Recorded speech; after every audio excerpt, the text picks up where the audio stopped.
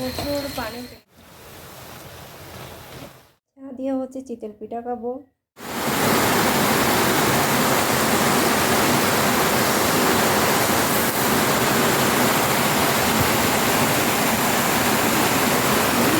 পানি উঠে গেছে।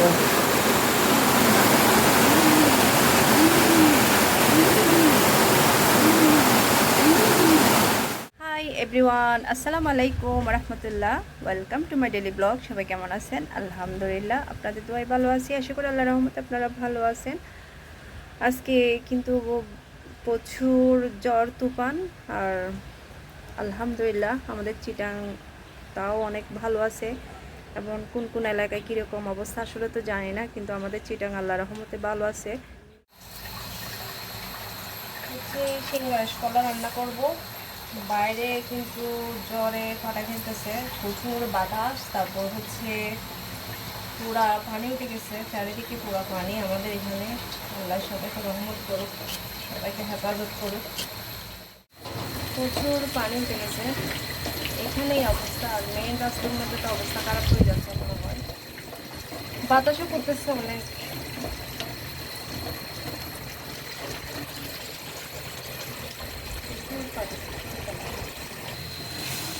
আমার মায়ের কাছে কলা রান্না করতেছি।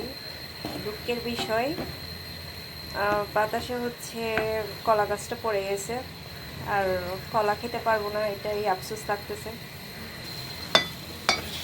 মার গাছের কলাগুলো অনেক ভালো লাগে, আমার অনেক মজা লাগে। মসুর ডাল দিয়ে রান্না করতেছি আমি।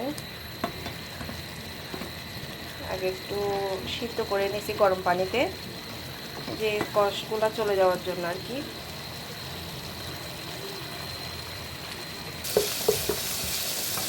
বিকালের জন্য হচ্ছে ছানা বেজে রাখতেছি। রোজা রাখছি আজকে আলহামদুলিল্লাহ, যাতে ইফতারও করতে পারি মতো।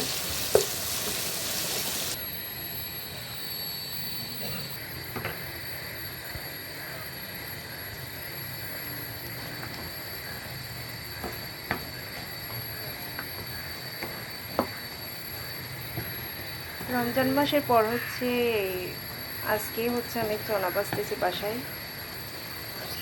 এমনিতে হচ্ছে বাইরে থেকে কিনে আনতাম।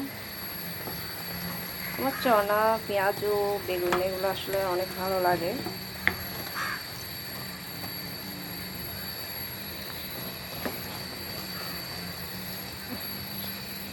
এদিকে হচ্ছে আমি চাউল ভিজাত দিছি, সাথে হচ্ছে অল্প করে ভাত দিছি। চিতল পিঠা বানাবো, জানি না হবে কি না। আর এদিকে হচ্ছে কেশারি ভিজাত দিছি পেঁয়াজও বানানোর জন্য। আজকে যেহেতু রোজা রাখছি, পেঁয়াজও বানাবো। বাইরে থেকে তো কিছু আনা যাবে না, বাইরে তো প্রচুর পানি। ব্লেন্ড করে নিছি চাউল। পানি কমে গেছে, ঠান্ডা দিলে আস্তে আস্তে কমে যাবে, আবার পুরোটা অন্ধকার হয়ে আছে। জানি না হবে কিনা, আল্লাহর নাম দিয়ে দিয়ে দেখি। বিসমিল্লাহ। জ্বর বললে অনেক কিছু আসলে খাইতে মন চাই। বিসমিল্লাহির রহমানির রহিম। নিচে পড়ে যাচ্ছে আর হচ্ছে ভিতরে কাঁচা থেকে যাচ্ছে। আর এদিকে হচ্ছে পেঁয়াজও বানানোর জন্য মেখে রাখছি আমি।